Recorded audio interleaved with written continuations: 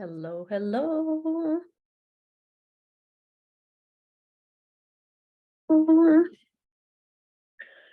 How are you, everyone? It is In Touch with Your Soul Thursday. So if you have your book with you and you want to follow along, this is I Can See Clearly Now by Dr. Dyer. And we are going to get ourselves started. So I hope you guys are doing amazing. It's a little bit cooler today, but still sunny. So we're just going to embrace it, right? Okay. Chapter 5. It's a new school year at Margaret Elementary when I'm beginning grade 7. On the first day of school, classmate approaches me, telling me that we have 2 new transfer students in our class and we should shun them. I'm perplexed as they inform me that these new kids are somehow different and therefore undeserving of my companionship. Rather than judging these new classmates, I'm intrigued by what is so threatening about them. One of the new kids is a boy named Guy, a transfer student from a local Catholic school, Our Lady Queen of Peace. Apparently, the fact that he's from a Catholic school and has been in some kind of trouble at that school and was kicked out is sufficient reason to boycott Guy from any possibility of joining in our 7th grade camaraderie. I hear most of my friends speak ill of this boy. They have no knowledge of him whatsoever other than a few rumors being bandied about origin unknown. I'm very much aware that I yield enormous influence on my classmates. My willingness to speak up fearlessly endears me to them. Thus, I know that if I shun these new students, they'll indeed stay outsiders. But I embrace them. The others will fall in line and welcome rather than ostracizes them. This is a power I've had in every school situation I have been in for the previous 7 years. The other new student that year is a girl who lives right down the street from me. Her name is Rhoda. And I have yet to speak with her. My classmates keep coming up to me and whispering as if they were giving me forbidden and tainted information about this new girl at our school. Don't talk to Rhoda. She's a Jew. This is a word I haven't heard before, so I ask, what's a Jew? What does it mean? What does she have to make that makes her so undesirable? Not one of my classmates has an answer. They only know they've been told something about Jews somewhere by somebody, and that means that they can't be friends with them. They're all willing to shun this new girl because of a label that somehow made her an outcast. Rhoda lives a half block from me on Morris Road on the east side of Detroit. That same evening, I decided to find out what all the fuss is about. I knock on the door and Rhoda's mother greets me. In fact, she's one of my customers on my paper route, where I deliver the Detroit news every afternoon on my bicycle. I discovered that Rhoda is just like the rest of us, but that she practices a different set of religious beliefs. Having been exposed to a variety of religious experiences in the foster homes I lived in, being Protestant, Catholic, Jewish, or anything else means absolutely nothing to me. I have already formed an opinion that the so-called religious teachings that I've been exposed to simply make no sense. So have just ignored the Sunday school message of fear and judgment and paid no attention to any of it. I see no need for all of this craziness in my life, and long ago decided not to participate in it because every time I was required to go to church, I ended up feeling worse for the experience. And I want more than anything to feel good. Rhoda's family couldn't even believe any nicer. Rhoda's family couldn't have been any nicer.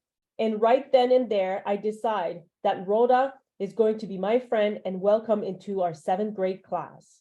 With my acceptance of both Rhoda and Guy, their transition into a new school setting is made smooth, and both of these kids are accepted as part of our classroom. The use of the word Jew has a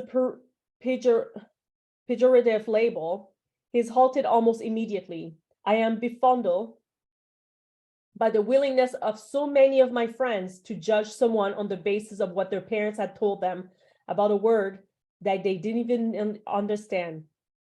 Rather than thinking for themselves, they use their minds to reflect what others tell them to think. I am so lucky. I don't have any older people around me to tell me who to hate or reject or judge. I can see clearly now. These two experiences with Guy and Rhoda stand out conspicuously as I look back at my early life and now realize that I was being prepared for an adult life of teaching compassion and tolerance. Even though I was unaware of any such destiny at the time, I didn't feel special or more enlightened than anyone else. In fact, I was just one of the 30 or so students in the class. It just seemed like the thing to do at the time. I can now see quite clearly that I was being guided to behave in these ways as a young boy. Divine guidance was obviously directed the play that was only in Act 1 of the time, at the time. I cannot say why I assumed this kind of a role in the early stages of my life, other than to speculate that a higher power was at work during these formative years. While many of my friends and acquaintances were quite willing to use epithets of hate, I was innately offended by the language and would bristle inside when I heard it. I did not choose to make a big scene when such conduct surfaced.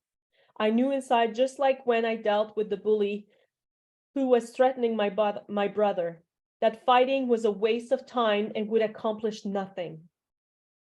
I heard different voices in my head, inner proclamations that encouraged me to be an example of what I knew to be right. This theme of compassion and kindness toward others has been with me since I was a little boy. Perhaps it was a leftover from a previous life. Perhaps it grew from feelings of early abandonment, wherein I wanted to give love because of the love I felt was not coming to me.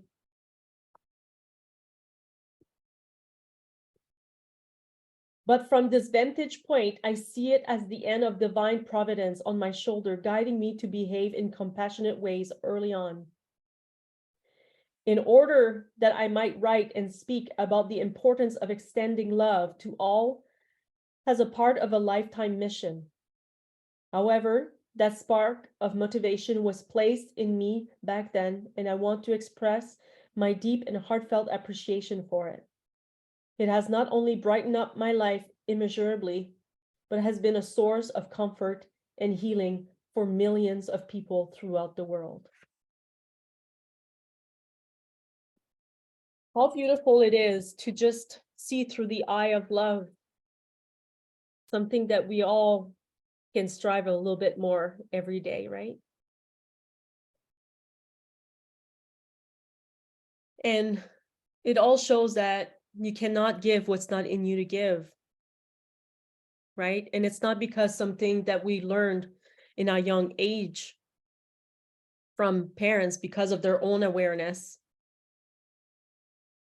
that makes it right for us to continue that kind of division and separation. That's definitely something that I want to continue to work on, to continue to have even more compassion for myself, for others,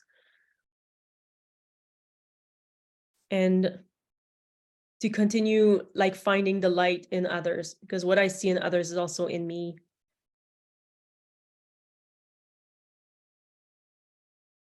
I hope you guys are really enjoying this. So if you're looking for the book, it is in my bio if you're on Instagram, and I actually added the link right there onto that post there, so you can get this book if you want to follow along. I can see clearly now. It's a really beautiful book with lots of great insights. So I hope you guys really enjoy this, and we'll see you again next week. Happy weekend. Take care.